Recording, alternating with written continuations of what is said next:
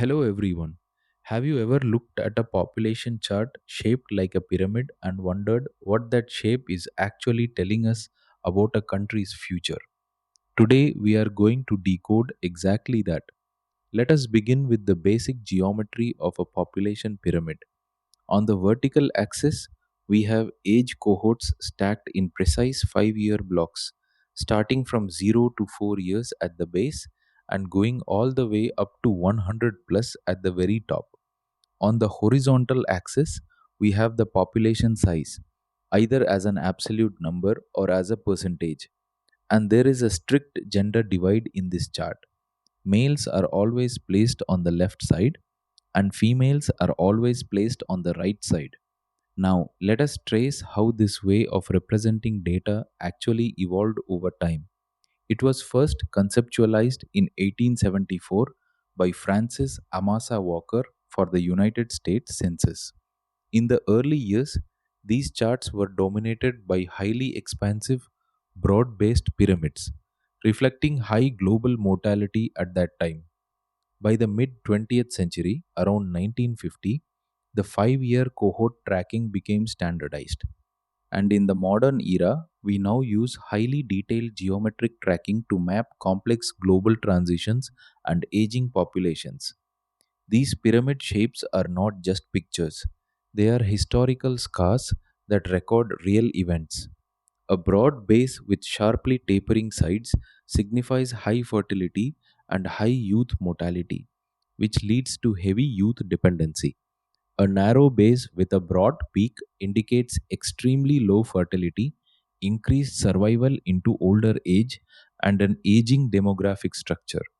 Asymmetrical bulges point to sudden demographic influxes, such as major immigration waves targeting specific working age cohorts, and sharp indentations mark acute population loss due to wars, famines, or sudden mortality events in a specific cohort.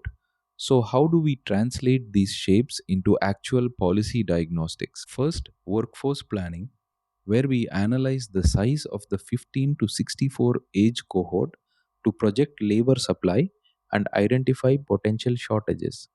Second, resource allocation, where capital is shifted between juvenile infrastructure like schools and pediatric care and elderly support like hospitals and social security based on the base to apex ratios.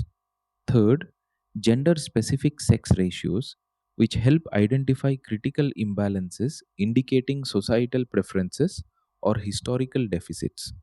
And fourth, locating the median age, using the pyramid's exact horizontal midpoint to categorize the entire population as youthful or aging. What actually shapes this population geometry? There are three dynamic drivers. Birth or fertility rates determine the expansion or contraction of the foundational base. Death or mortality rates control the rate of tapering along the sides and the volume of the apex. And migration patterns create localized bulges or indentations, altering specific working age structures. And underlying all three of these is the foundational catalyst, which is socio-economic development. Changes in female education, modern healthcare access, and sanitation directly trigger the shifts in these three core inputs. Now, let us look at the three core geometric archetypes. First, expansive structures. These have a true triangle silhouette with high birth rates and high death rates and low life expectancy. Children make up a massive 39 to 47% of the total population, while the elderly account for only 2 to 3%. This creates severe child dependency pressures on the economy. Countries like Nigeria, Angola, and Ghana are good examples of this pattern. Second, stationary structures. These look like a box or a barrel shape reflecting balanced birth and death rates. Increased life expectancy allows cohorts to survive evenly into advanced age. This results in slow or zero population growth, giving a highly stable population with a balanced, moderate dependency ratio and roughly equal shares of juvenile and adult groups. This pattern is characteristic of advanced economic stability and highly developed infrastructure. Third, constrictive structures. These take the shape of an inverted kite, showing extremely low fertility and minimal mortality, along with exceptionally high life expectancy. This leads to a rapidly aging population profile with severe old age dependency and a shrinking workforce base. This creates extreme pension shortfalls, geriatric healthcare burdens, and chronic workforce shortages, and is typified by advanced nations, specifically Japan. Let us now connect these pyramid shapes to the five stages of the demographic cycle. In stage 1, we have a traditional society with high births and high deaths. In stage 2, we see a population explosion where death rates fall rapidly while births remain high. In stage 3, we enter the demographic dividend phase where birth rates decline, the base narrows, and the working age bulge expands. In stage 4, we reach a stationary structure with low births and low deaths and balanced cohorts. And finally, in stage 5, we see constrictive decline with a narrow base, a heavy apex, and emerging labor shortages. Let us take India as a case study to trace this path to the demographic dividend. In 1999, India had a historically broad base driven by declining total fertility rates across the nation. By 2024, we can clearly see the working age bulge covering the 15 to 59 age cohort. There are also regional divides within the country, where northern states retain an expansive youthful profile, while southern and western states display a highly stationary stabilization. Looking ahead, an emerging rising old age cohort signals the future end of this dividend phase. Now, let us understand the three core dependency ratios, which measure the exact pressure placed on the productive working population to support the non productive population. The young age dependency ratio is calculated as the 0 to 14 population divided by the 15 to 64 population multiplied by 100. The old age dependency ratio is the 65 plus population divided by the 15 to 64 population multiplied by 100, and the total dependency ratio combines both the 0 to 14 and the 65 plus population divided by the 15 to 64 population multiplied by 100. Let us now understand the demographic dividend itself. Through the demographic cycle, this is triggered during stage 3 of late development when birth rates fall rapidly while the massive previously high birth cohorts age into their economically active years. Through the pyramid structure, this is visually characterized by a bulging middle, meaning a massive working age population aged 15 to 64, along with a gradually narrowing base, which is a shrinking child cohort. The economic impact of this is significant. Total dependency ratios drop to their absolute lowest point, creating a period of unparalleled economic growth potential. How exactly does this dividend get activated for accelerated growth? The trigger is a rapid decline in fertility rates, which sharply reduces the youth dependency ratio, freeing up capital.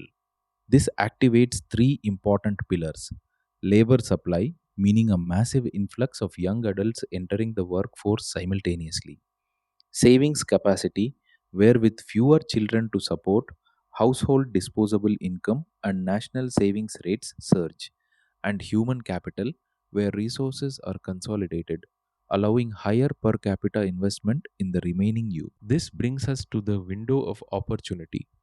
Through the demographic cycle, this occurs during the transition from stage 3 to stage 4. Through the pyramid structure, this is depicted when the bulk of the population occupies the middle cohorts. And crucially, the juvenile base is shrinking, but the top geriatric apex has not yet fully expanded. The economic impact here is that this provides the maximum possible workforce availability before the old age dependency ratio inevitably spikes. It is important to understand that this window of opportunity offers only a finite timeline.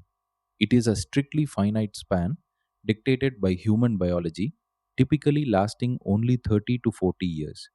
Today's massive youth cohort will inevitably become tomorrow's massive elderly cohort. This window is essentially a ticking clock.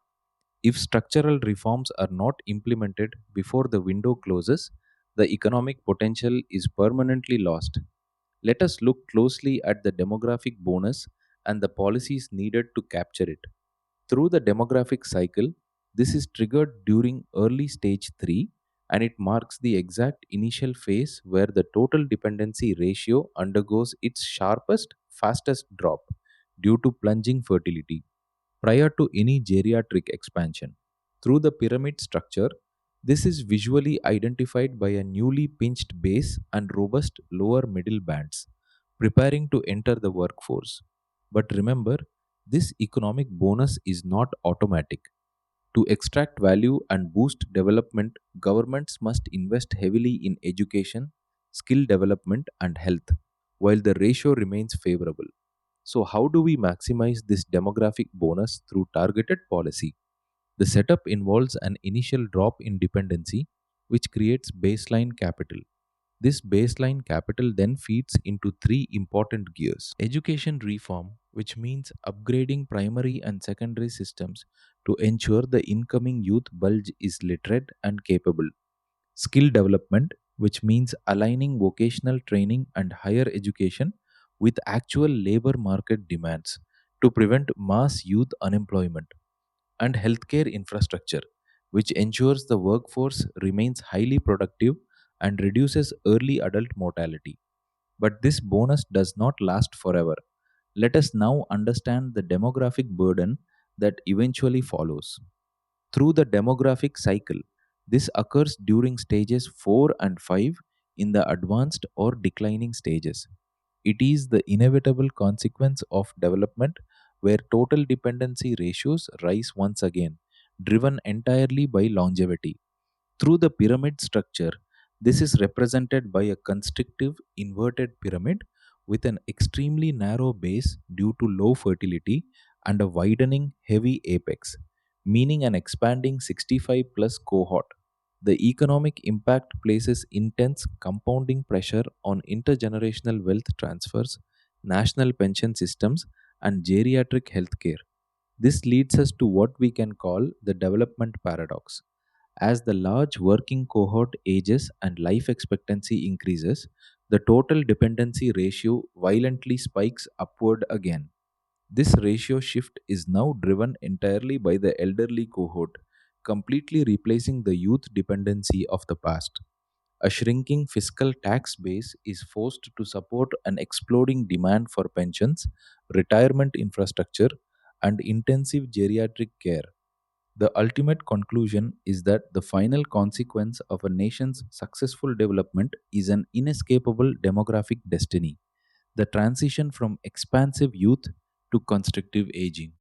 To bring it all together, population pyramids act as graphical blueprints, the foundational diagnostic tool visualizing a population's age and sex composition in stacked 5-year cohorts. The three core geometric archetypes, expansive, stationary, and constrictive, act as shapes that mirror a region's developmental journey. These structures also serve as historical records, capable of recording up to 85 years of major societal events, from migrations to mortality crises. And finally, they connect to economic support frameworks, showing the transition from a simple visual shape to macroeconomic reality through dependency ratios and finite windows of opportunity. Hope you have understood about the topic population pyramids, ratios, and dividends. If you found this video useful, please like and share with your friends and colleagues. Thank you.